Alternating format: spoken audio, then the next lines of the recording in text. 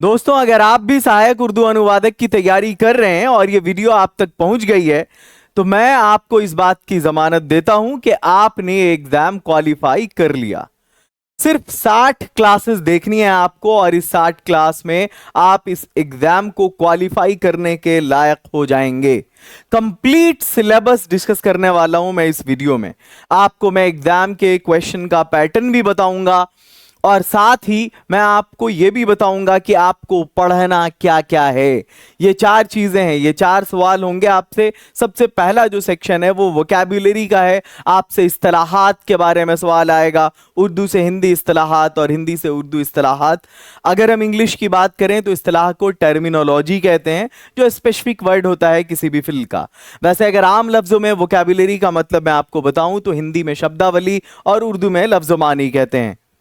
Translation को हम हिंदी में अनुवाद कहते हैं और उर्दू में तर्जुमा कहते हैं। ये जो पोस्ट होगी आपकी वो ट्रांसलेटर की, मुतरजिम की पोस्ट होगी, जिसको अनुवादक कहते हैं। उर्दू ग्रामर होगा तीसरे पार्ट में। उर्दू ग्रामर को अगर हम हिंदी में कहें तो उर्दू व्याकरण, उर्दू में कहें तो उर्दू कवायद।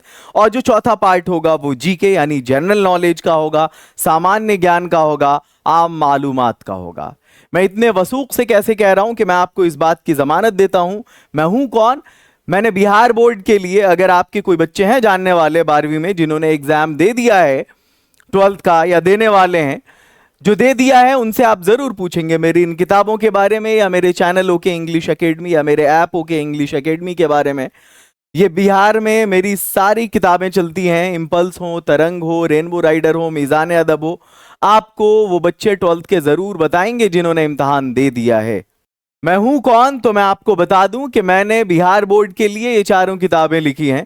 जो बच्चे 12th में हैं, इंग्लिश में मेरी किताब इंपल्स और रेनबो राइडर चलती है, हिंदी में तरंग चलती है और उर्दू में मीज़ान अदब चलती है। अगर इंग्लिश स्पीकिंग की बात करें तो लिंगो नाम का मेरा एक चैनल है, आप इसको फेसबुक पर और यूट्यूब पर भी देख सकते हैं। और ये 10 किताबें हैं जो मैंने इंग्लिश स्पीकिंग के लिए लिखा हुआ है। मैंने 3 जबानों में मास्टर्स किया है, इंग्लिश, उर्दू और अरबिक में। और ये मेरे चैनल्स हैं, यूट्यूब पर जाकर आप विजिट कर सकते हैं, ओके इंग्लिश एकेडमी को, लिंगो को। ऐप पर ये दोनों ऐप भी है मेरा, इसके अलावा भी मुख्तलिफ चैनल्स और ऐप हैं, लेकिन उसके बारे में मैं आपको नहीं बताना चाहता। मैं फ़कत आपको अपने आप से ये वाकिफ़ करा देना चाहता हूँ कि आप जिस फैकल्टी से पढ़ने जा रहे हैं वो मेंटोर क्या सलाहियत रखता है, क्या वो इसका अहल है कि वो आपको तैयारी करा सके। बहरकैफ मैं आपके सामने अभी 2 पैराग्राफ रखने वाला हूं, एक उर्दू में और एक हिंदी में। आप अगर इसको ट्रांसलेट करने के काबिल हो जाएंगे मौखिक रूप से, ओरली, तो आप ये समझ लीजिए कि आपकी तैयारी हो गई है। स्टार्ट करते हैं। सबसे पहला है, मखलूत तालीम एक ऐसा निजाम है। मखलूत तालीम किसको कहते हैं? मखलूत तालीम कहते हैं हम को एजुकेशन को, जिसको हिंदी में आप सह शिक्षा कहते हैं, यानी लड़कों और लड़कियों का एक साथ तालीम हासिल करना एक ही क्लास में। मखलूत तालीम एक ऐसा निजाम है, यानी सह शिक्षा एक ऐसी प्रणाली है जिसमें लड़के और लड़कियां एक ही क्लास यानी एक ही वर्ग, एक ही उस्ताद यानी एक ही शिक्षक और एक ही इदारे में यानी एक ही संस्थान में साथ साथ तालीम हासिल करते हैं, साथ साथ शिक्षा प्राप्त करते हैं। आज के जदीद दौर में, आज के आधुनिक युग में यह निज़ाम तालीम, ये शिक्षा प्रणाली बहुत आम होता जा रहा है। मतलब ये बहुत आम होती जा रही, प्रणाली बोलेंगे तो उसमें होती जा रही बोलना होगा हिंदी में। दुनिया के कई तरक्की याफ्ता मुल्कों में, विश्व के कई विकसित देशों में यह निज़ाम यानी यह प्रणाली बरसों से राइज है, यानी बरसों से प्रचलन में है। जबकि हमारे मुल्क में भी, जबकि हमारे देश में भी कई सरकारी और निजी इदारों में, कई सरकारी और निजी संस्थानों में यह तरीका यानी यह प्रणाली अपनाई जा रही है। अब आगे बढ़ते हैं। नेक्स्ट है, नारी सशक्तिकरण का अर्थ है। अब ये हिंदी का पैराग्राफ है, आपको इसको उर्दू में करना है। आप उर्दू में कैसे करेंगे?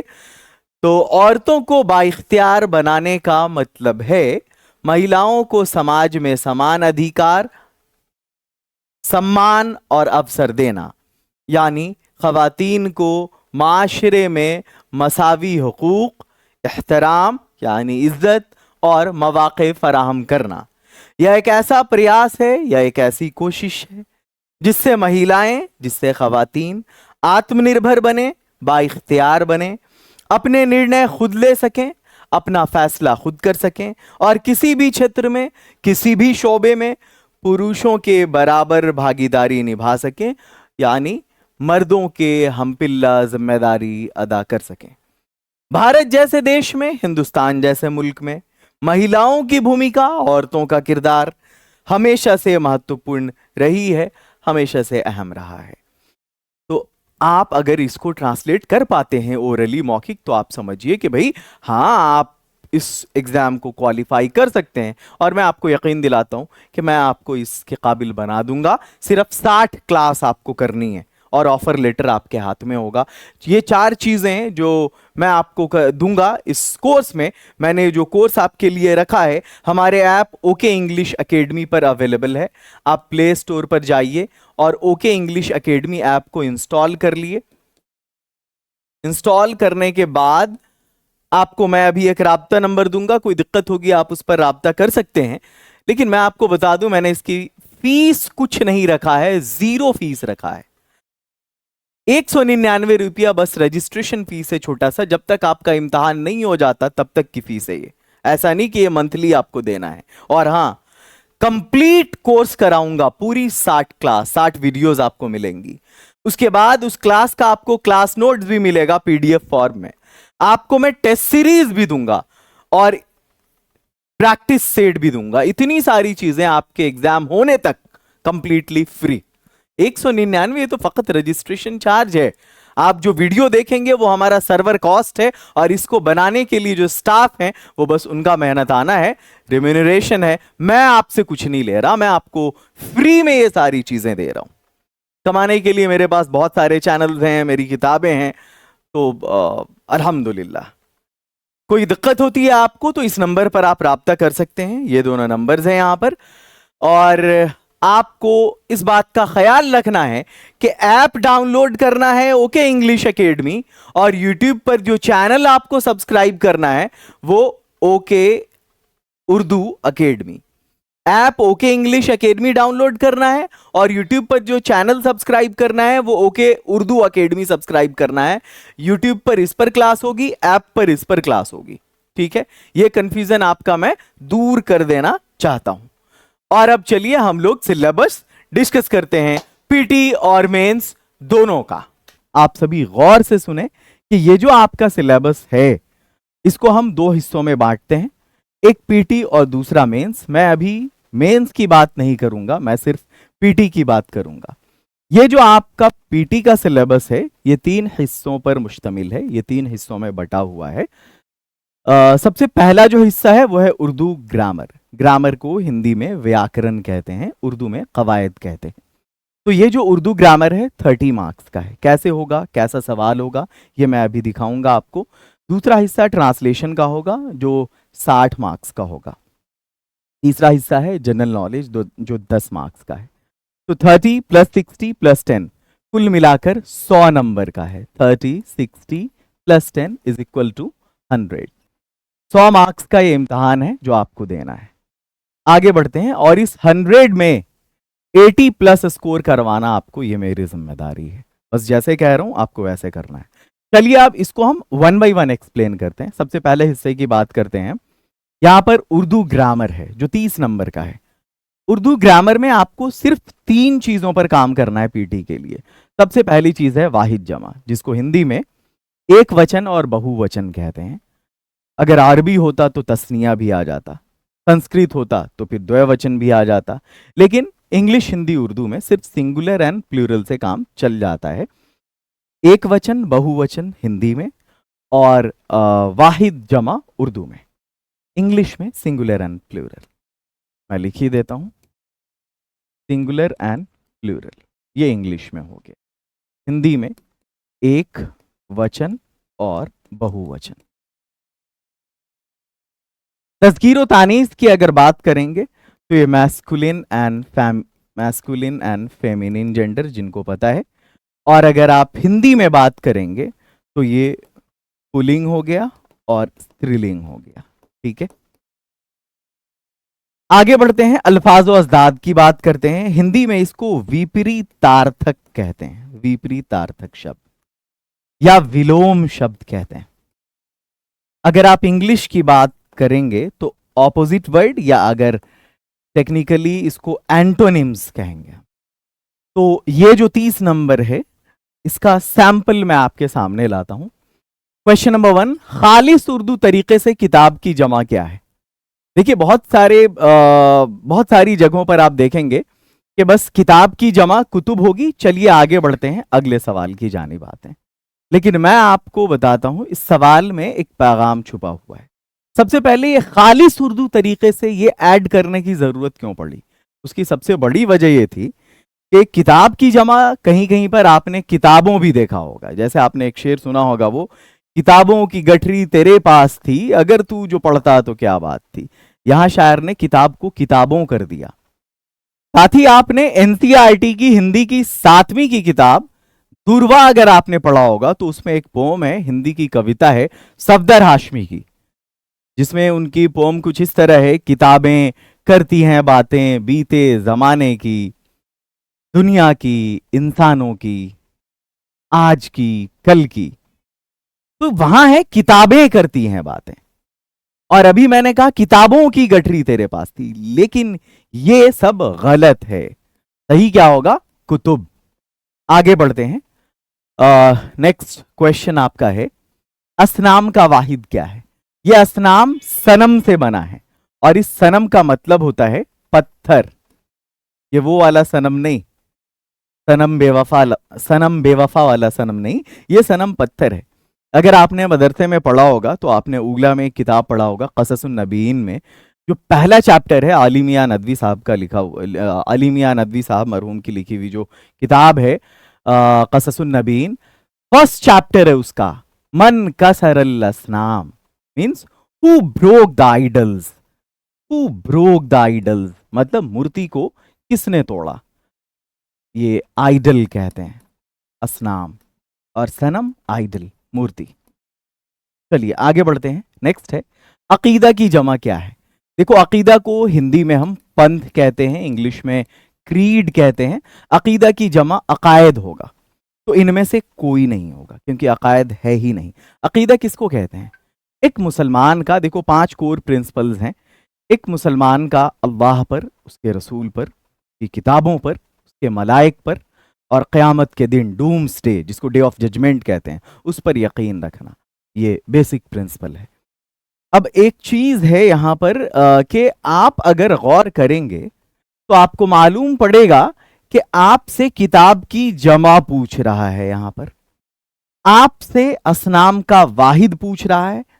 ये देखो, पहली टाइप हो गई कि आपसे जमा भी पूछा जा सकता है, दूसरी टाइप हो गई कि आपसे वाहिद भी पूछा जा सकता है, तीसरी टाइप है कि आपसे तीसरी टाइप ये है कि वाहिद हो या जमा हो, ऑप्शन में होगा ही नहीं। तो ये 3 टाइप है, मैंने तीनों टाइप आपको बता दिया। तज़कीर व तानीस की बात करेंगे अगर, शाकिर की तानीस क्या है? शाकिर शुक्र अदा करने वाला, तो शाकिरा। जैसे जाकिर का जाकरा होता है, जाकिर जिक्र करने वाला, आबिद इबादत करने वाला, आबिद का आबदा होगा।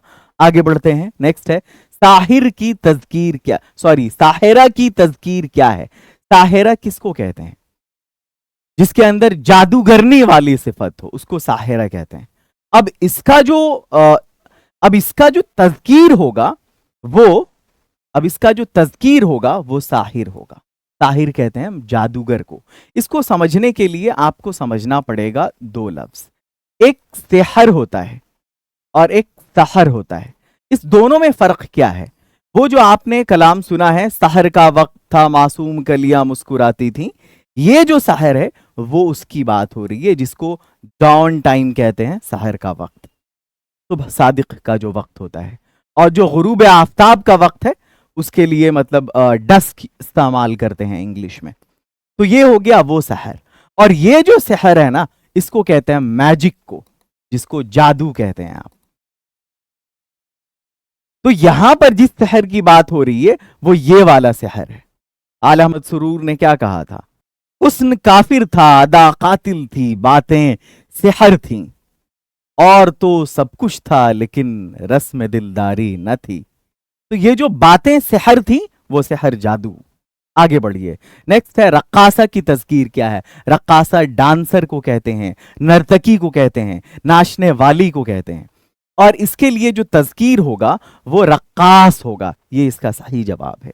जहां तक रक्स की बात है तो रक्स डांस को कहते हैं, नृत्य को कहते हैं। रक्स नृत्य को कहते हैं, डांस को कहते हैं। रक्कास डांसर जो मेल डांसर है उसको कहते हैं, और ये जो रक्कासा है जो फीमेल डांसर है उसको कहते हैं रक्सा कहते हैं। वो एक वज्द सा तारी हो जाना नाचते हुए, उस फीलिंग को रक्सा कहते हैं। तो आई थिंक रक्कासा आपको समझ में आ गया होगा। तो कहते हैं ना, शायरी थी कि कोई रक्कासा इस कदर मुख्तसर लिबास में थी। नेक्स्ट, अब हम बढ़ते हैं अल्फाज और अज़दाद की तरफ। नफरत, नफरत, मोहब्बत, ये तो बड़ा आसान है। अगर दीगर ऑप्शंस की बात करें तो जैसे अदावत। अच्छा, अदावत किसको कहते हैं मालूम है? अदावत कहते हैं हिंदी में शत्रुता को। अगर इंग्लिश में बात करेंगे तो हॉस्टिलिटी को कहते हैं, दुश्मनी को आम लफ्जों में अगर कहें तो। गालिब के लफ्जों में अगर कहेंगे तो कता कीजिए ना ताल्लुक हमसे, और कुछ नहीं तो अदावत ही सही। आगे बढ़ते हैं। नेक्स्ट क्वेश्चन है खुनुक। खुनुक कहते हैं कोल्ड को, ठंडा को। तो इसका जो ऑपोजिट होगा वो गर्म होगा। ठीक है, ठंडा और सर्द तो ये सेम चीज है। यहां पर आपसे पूछा जा रहा है अज़दाद, तो गर्म होगा यहां पे। मोतदिल वो तो जो बीच का होता है उसको बोलते हैं अतदाल के साथ। खैर, तो खुनुक का ठीक ऑपोजिट क्या होगा यहां पर? गर्म होगा। आगे बढ़ते हैं। हस्त की जिद क्या है? हस्तबूद। आपने अगर फारसी पढ़ा होगा तो ये बड़ी आसानी से कर लेंगे आप। वैसे ये जो मुस्तार है लिया गया है या तो संस्कृत से या तो पर्शियन से। अगर आप संस्कृत की बात करेंगे तो उसमें है के लिए अस्ति का यूज होता है। जैसे यह एक किताब है, एतत् पुस्तकम अस्ति। लेकिन अगर आप बात करेंगे उसी को, अगर फारसी में अगर आप बात करेंगे तो ई यक किताब अस्त। तो ये जो अस्त है ना, ये पर्शियन और संस्कृत से लिया गया है। ठीक है, तो हस्तबूद है था, बाशद होगा, ये फ्यूचर के लिए इस्तेमाल होता है। हस्ती ये तो किसी पर्सनालिटी को कहते हैं, पुष्टपीठ को कहते हैं। आगे बढ़िए। अब हम तर्जुमे की तरफ आते हैं। उर्दू से हिंदी तर्जुमा 15 नंबर का होगा। यानी एक सेंटेंस दिया जाएगा उर्दू का, आपसे हिंदी का सेंटेंस पूछा जाएगा। हिंदी का एक सेंटेंस दिया जाएगा, आपसे उर्दू का सेंटेंस पूछा जाएगा। उर्दू का आपको वर्ड दिया जाएगा, जो टर्मिनोलॉजी होगी स्पेशली अलग अलग फील्ड की, जैसे पॉलिटिक्स की है, इकोनॉमिक्स की है, फिलॉसफी की है, या जर्नलिज्म के कुछ वर्ड्स हैं, या ऑफिशियल वर्ड्स हैं, या मिनिस्ट्री है ना। इन सब से रिलेटेड कुछ वर्ड्स आपको दिए जाएंगे, उसका उर्दू तर्जुमा पूछा जाएगा, या उर्दू दिया जाएगा और आपसे उसका हिंदी तर्जुमा पूछा जाएगा, उसका इस्तिलाहात। आगे बढ़ते हैं। पहला सवाल है, हुब्बुल वतनी से बड़ा कोई जज्बा नहीं। सबसे पहले हुब्बुल वतनी को हम हिंदी में कहते क्या है? तो इसको हिंदी में हम कहते हैं देशभक्ति, और इंग्लिश में इसको हम कहते हैं पैट्रियटिज्म। ठीक है, तो अगर हम ये कहते हैं कि हुब्बुल वतनी से बड़ा कोई जज्बा नहीं, और जज्बा कहते हैं हम भावना को, तो पहले इन वर्ड्स को आप क्लैरिफाई कर लीजिए, फिर आपको प्रॉब्लम नहीं होगी। तो हम कह सकते हैं देशभक्ति से बड़ी कोई भावना नहीं, देशभक्ति से बड़ी कोई भावना नहीं। इसके लिए पूजा नहीं होगा, कार्य नहीं होगा, भावना होगा। और देश प्रेम दूसरी चीज है। देशभक्ति ये हुब्बुल वतनी को कहते हैं।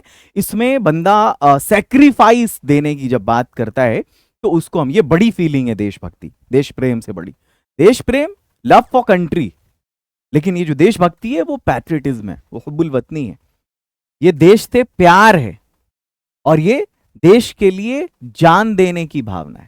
खैर, अगर इसको इंग्लिश में कहेंगे तो इस तरह कहेंगे, no sentiment is greater than patriotism. आगे बढ़ते हैं। नेक्स्ट है, इंसान एक मुहज्जब जानवर है। तो इंसान को मानव कहते हैं, क्लैरिफाई करिए पहले इसको एक एक करके। मुहज्जब को हम सभ्य कहते हैं, और जानदार, जानवर नहीं जानदार है, तो जानदार के लिए हम इस्तेमाल करते हैं प्राणी। वैसे आप लोगों ने अगर पॉलिटिकल साइंस पढ़ा होगा क्लास 9th में, तो अरस्तु ने, एरिस्टोटल ने कहा था, मैंने तस्वीर क्यों दिया, ये एरिस्टोटल की तस्वीर है जिसको अरस्तु कहते हैं। अरस्तु ने कहा था man is a social animal, यानी मनुष्य एक सामाजिक प्राणी है। यानी इंसान एक माशरती हैवान है। लेकिन यह जुमला थोड़ा सा अलग है, उसी से मैच कर रहा है। इंसान एक मुहज्जब जानदार है, यानी मानव एक सभ्य प्राणी है। अगर कहीं पर है तो आप उसको टिक कर दीजिए, मानव एक सभ्य प्राणी है। ठीक है, man is a civilised creature. आगे बढ़ते हैं। वैसे ये अरस्तु है कौन? तो ये सुकरात का स्टूडेंट है। सुकरात का स्टूडेंट अरस्तु, अरस्तु का स्टूडेंट अफलातून, अफलातून का स्टूडेंट सिकंदर। अगर इंग्लिश में आप समझना चाहते हैं तो सॉक्रेट्स का स्टूडेंट एरिस्टोटल, एरिस्टोटल का स्टूडेंट प्लेटो, प्लेटो का स्टूडेंट अलेक्जेंडर द ग्रेट। आगे बढ़ते हैं। नेक्स्ट, चाय मेरा महबूब मशरूब है। मशरूब किसको कहते हैं? पीने की चीज, जिसको इंग्लिश में बेवरेज कहते हैं और हिंदी में पेय पदार्थ कहते हैं। अच्छा, आसान अंग्रेजी में आप इसको ड्रिंक भी कह सकते हैं। तो चाय मेरा प्रिय पेय है। पेय पदार्थ कहते हैं वैसे मशरूब को। वो मशरूब सुना है ना कि अगरचे दूसरे मशरूब भी महंगे नहीं मिलते, मगर चलता है अक्सर शरबते दीदार कॉलेज में। वो डिग्री की बजाय मैम लेके लौट आया है, मिला था जिसको एडमिशन समंदर पार कॉलेज में। मेरे क्या, चाय मेरा महबूब मशरूब है। T is my favourite drink या फेवरेट बेवरेज। तो चाय मेरा प्रिय पेय है। आगे बढ़ते हैं। मौलाना आजाद प्रथम शिक्षा मंत्री थे। शिक्षा मंत्री की उर्दू पहले आप जान लीजिए, वजीर तालीम कहते हैं। क्या कहते हैं? वजीर तालीम। इंग्लिश में एजुकेशन मिनिस्टर। तो ये हो जाएगा मौलाना आजाद पहले वजीर तालीम थे। ये सही जवाब है। अगर आप मजीद जानने में इंटरेस्टेड हैं तो वजीर आजम को प्राइम मिनिस्टर इंग्लिश में, हिंदी में प्रधानमंत्री कहते हैं। वजीर दाखिला को इंग्लिश में होम मिनिस्टर, हिंदी में गृह मंत्री कहते हैं। वजीर खजाना को इंग्लिश में फिनेंस मिनिस्टर और हिंदी में वित्त मंत्री कहते हैं। वैसे अगर जनरल नॉलेज की बात करें, उमूमी मालूमात की, तो ये तो आपको मालूम हो गया कि मौलाना आजाद पहले वजीर तालीम थे। पहले वजीर आजम कौन थे? जवाहरलाल नेहरू। पहले वजीर दाखिला यानी गृह मंत्री, होम मिनिस्टर कौन थे? सरदार वल्लभ भाई पटेल। और पहले वजीर खजाना, वित्त मंत्री या फाइनेंस मिनिस्टर कौन थे? तो वो थे तनमुखम शेट्टी। आगे बढ़िए। नेक्स्ट, आवश्यकता आविष्कार की जननी है। Necessity is the mother of invention, पढ़ा था हम लोगों ने बचपन में। Necessity is the mother of invention. इसको उर्दू में कहते हैं हम, आवश्यकता को तो जरूरत कहेंगे, आविष्कार को ईजाद कहते हैं। क्या कहते हैं? ईजाद।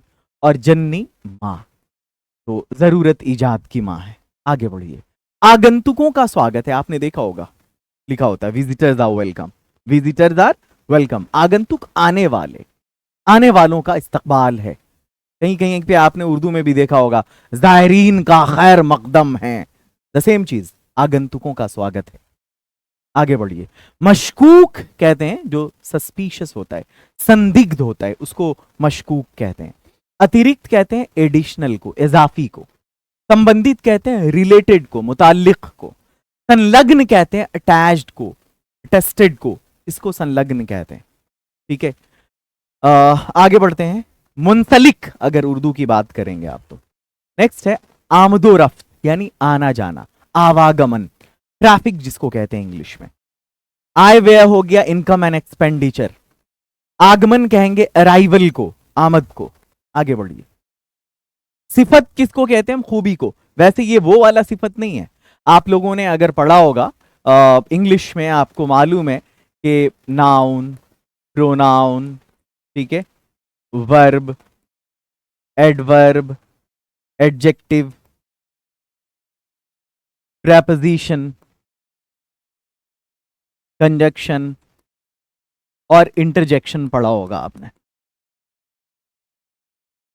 इसी के अगर उर्दू की बात करें तो उर्दू में इसको हम कहेंगे नाउन इस्म को कहते हैं, प्रोनाउन जमीर को कहते हैं, वर्ब फेल को कहेंगे, adverb, just a second, adverb मुताल्लिक़े फेल हो गया। मेरी हैंडराइटिंग थोड़ी सी गड़बड़ हो सकती है बट कॉन्सेप्ट क्लियर होगा। एडजेक्टिव सिफत को कहेंगे, प्रेपोजिशन आपका ये हर्फ जर हुआ, कंजक्शन ये हर्फ आतफ है और इंटरजेक्शन ये हर्फ निदा है। अगर हिंदी की बात करेंगे तो हिंदी में इसको हम कहेंगे नाउन को संज्ञा, प्रोनाउन को सर्वनाम, वर्ब को क्रिया कहेंगे, एडवर्ब को क्रिया विशेषण कहेंगे, एडजेक्टिव को विशेषण कहेंगे, प्रेपोजिशन को संबंध सूचक कहेंगे,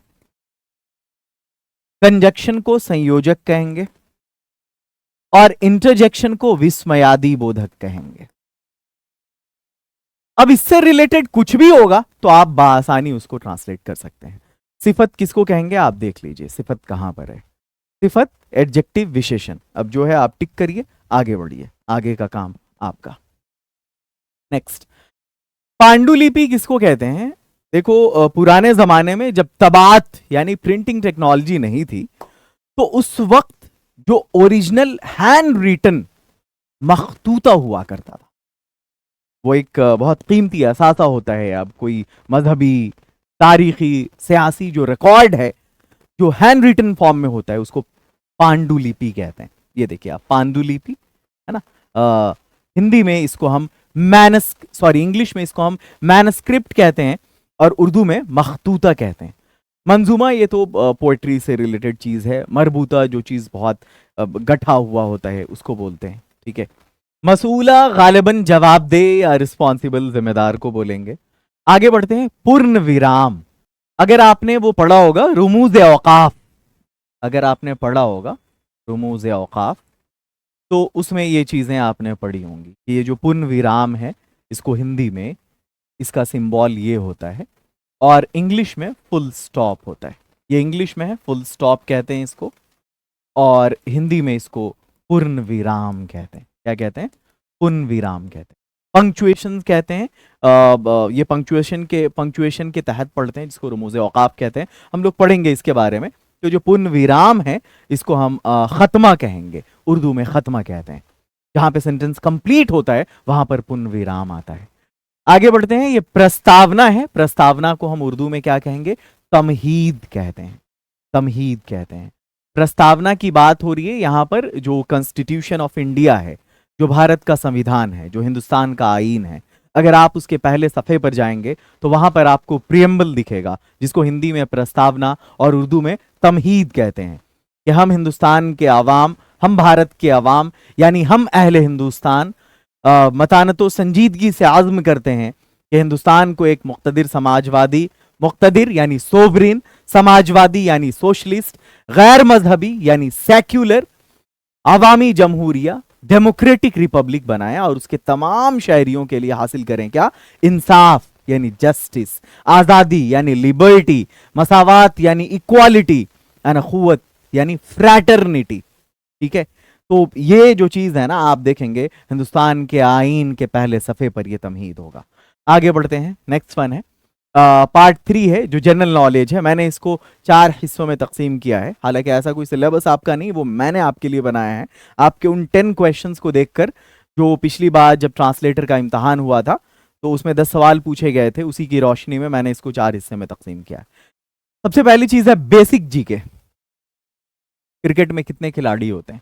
हिंदुस्तान के पहले वजीर आजम कौन थे? ऐसी चीजें। उसके बाद है यहाँ पर बिहार स्पेशल, यानी खास तौर से बिहार के बारे में। भाई कौन सा ऐसा जिला है जहां सबसे ज्यादा अबरक पाया जाता है, सबसे कम आबादी वाला जिला कौन सा है, या फिर कहाँ सबसे ज्यादा बारिश होती है, कहाँ सबसे ज्यादा टेम्परेचर होता है। जो ज्योग्राफिकल चीजें हैं, जो हिस्टोरिकल चीजें हैं, पटना का पुराना नाम क्या था, पटना शहर को बसाया किसने था, इस तरह की जो चीजें हैं। अगर हम इसमें वजीर और वजारत की बात करें, बताइए अभी वजीर मालियात कौन है बिहार में, इस तरह से जो ऑपोजिशन के लीडर हैं कौन है, तो इसको हम पढ़ेंगे बिहार स्पेशल में।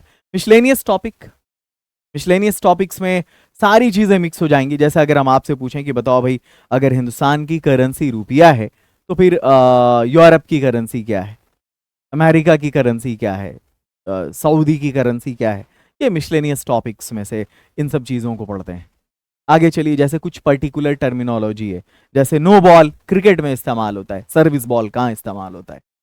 करंट अफेयर्स जो अभी प्रेजेंट की चीज़ें हैं, लाइक कुछ पॉपुलर अवार्ड्स जो किसको मिले, कौन सी टेस्ट क्रिकेट टूर्नामेंट्स किसने जीता, इस तरह की चीज़ें हम यहाँ पर पढ़ेंगे। वैसे कुछ सवालात जो पूछे गए आपको मैंने सैंपल के तौर पर उसको लिया है। इनमें से किसका ताल्लुक क्रिकेट से नहीं है? बल्लेबाजी, गेंदबाजी और स्टंप, इसका ताल्लुक क्रिकेट से है। अगर आप क्रिकेट देखते होंगे तो आपको मालूम होगा। लेकिन ये जो सर्विस लाइन है ना, ये बैडमिंटन में होता है। ये जो बंदा खड़ा है ना जहां पर, ये सर्विस लाइन है, ये शॉर्ट सर्विस लाइन कहलाती है। ये लॉन्ग सर्विस लाइन है जो हिडन है यहाँ पर। तो ये सर्विस लाइन वॉलीबॉल में भी इस्तेमाल होता है, इसका इस्तेमाल बैडमिंटन में भी होता है।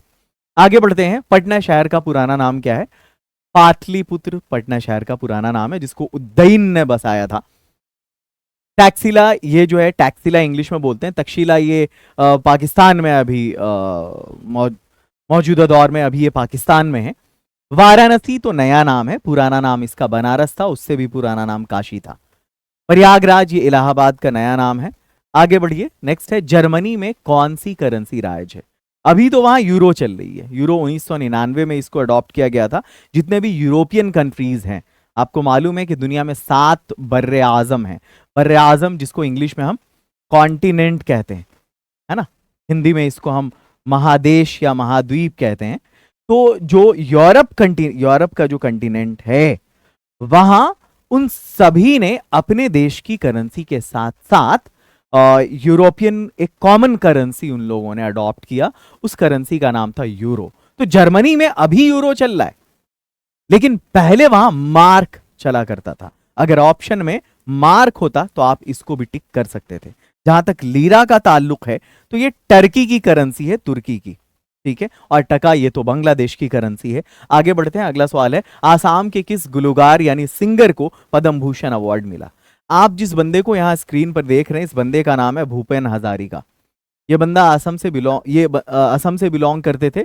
और ये एक सिंगर ही नहीं थे, म्यूजिक डायरेक्टर भी थे, ये एक पॉलिटिशियन भी थे। और सिर्फ ये पद्म भूषण अवार्ड नहीं मिला, बल्कि पद्म विभूषण भी मिला, पद्म श्री भी मिला, दादा साहब फाल्के अवार्ड भी मिला।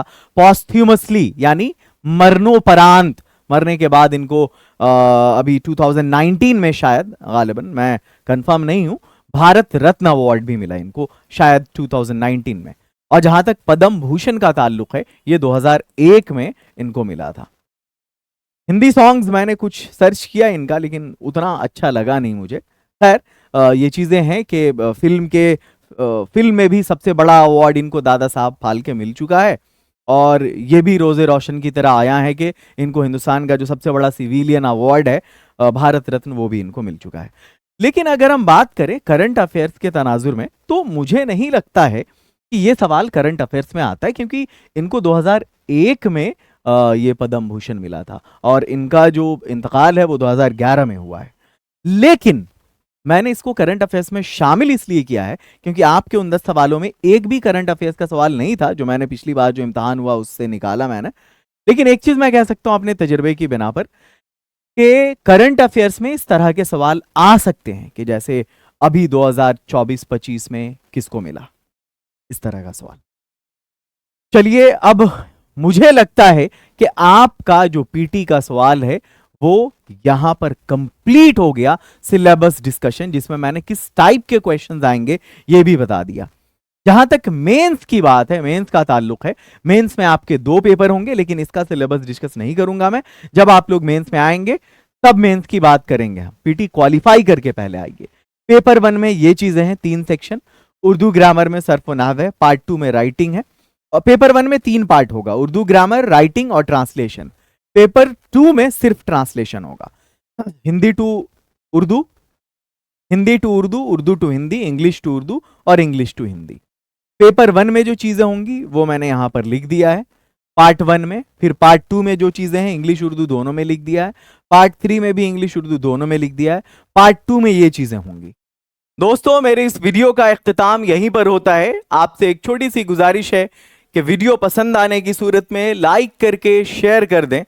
अपने सभी एक्वेंटेंस को, परिचित को, आशना को जरूर इस बात की यकीन दहानी करा दें कि अगर आपने इस प्लेटफॉर्म को ज्वाइन कर लिया तो आपका सिलेक्शन यकीनी है। मुलाकात होती है फिर अगली वीडियो में। तब तक के लिए अल्लाह हाफिज, फी अमान अल्लाह।